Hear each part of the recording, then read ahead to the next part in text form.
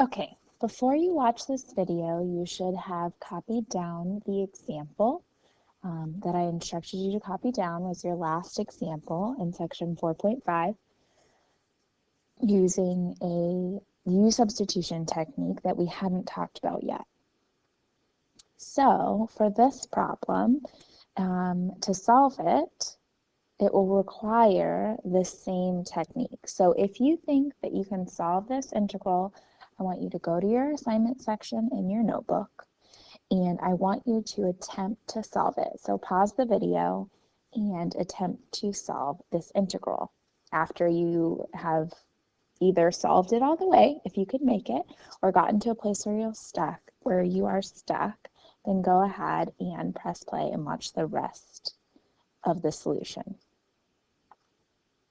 Now, you should have at least attempted this problem. So, what it requires is it requires a special type of U substitution. So, we have to pick a U, and in this case, we want the inner function. So remember, that means that there's some kind of power happening. So if we're looking here, if we're looking at these two options for U, well, the first set of the parentheses doesn't have a power outside, but the second set does. So to solve this problem, you would need to set U equal to 2 minus x,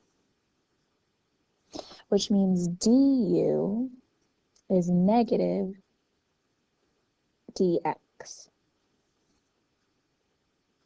From there, we can start our U substitution, and in this case, we would need a negative and a negative because we'd need negative dx. So what this would turn into is negative. The reason why I drew an arrow and not an equals is because I'm going to leave off the limits for a minute because I'm about to have a problem. Because x minus 1 can't change. It's still x minus 1. We can write the square root of u, and this negative and this dx can become du. So the problem here is that we have a group. Now we have x's and u's together, and we can't integrate x's and u's together, so we need to choose and separate. Here, when the x minus 1 needs to change, so the thing to think about is we need to get things in terms of u. So we use our original u equation. When we solve for x, we add x, subtract u, you would get x equals 2 minus u. They end up trading places in this case. It doesn't always happen, but in this case, when you solve for x, that's what you get. So instead of x, we're going to write this in. So we still have a negative in front of the integral. We have not integrated yet, so we need our integral symbol to tell us eventually we're going to add 1 to the exponent.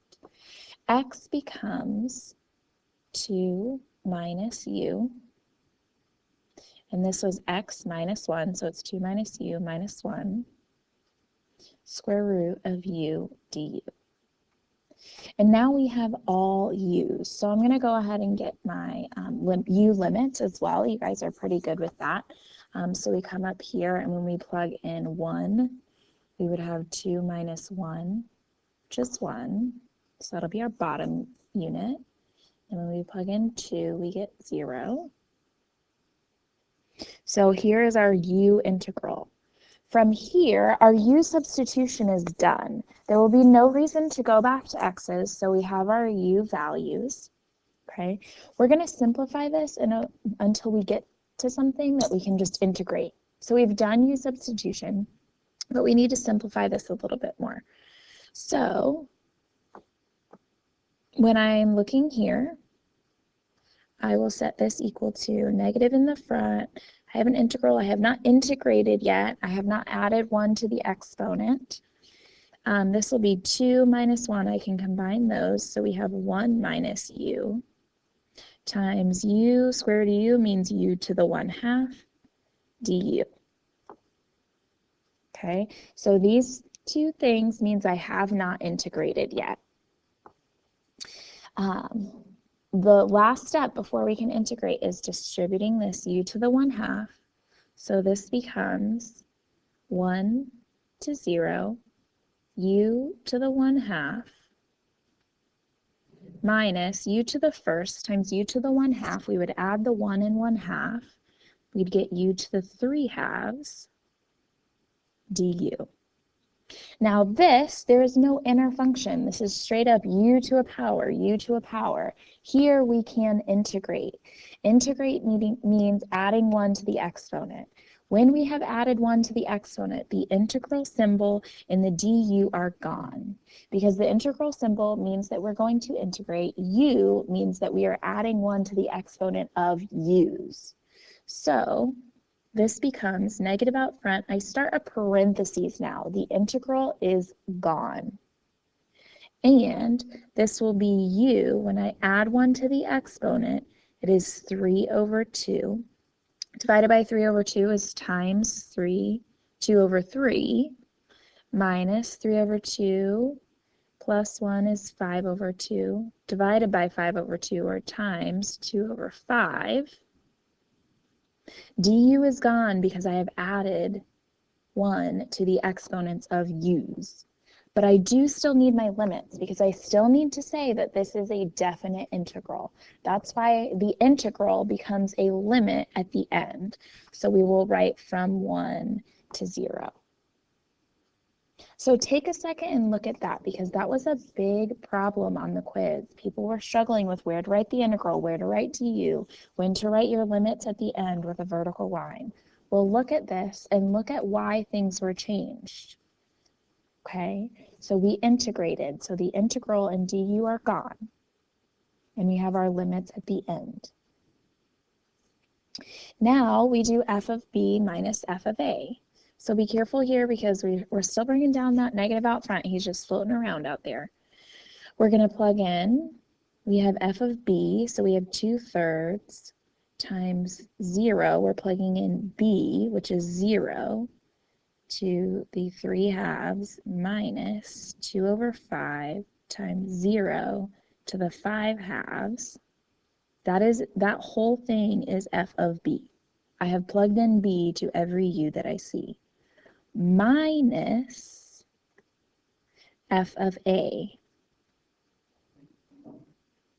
So I plug in a. A is the bottom number. So I have 2/3 times 1 to the 3/2 minus 2/5 times 1 to the 5/2. And there's f of a.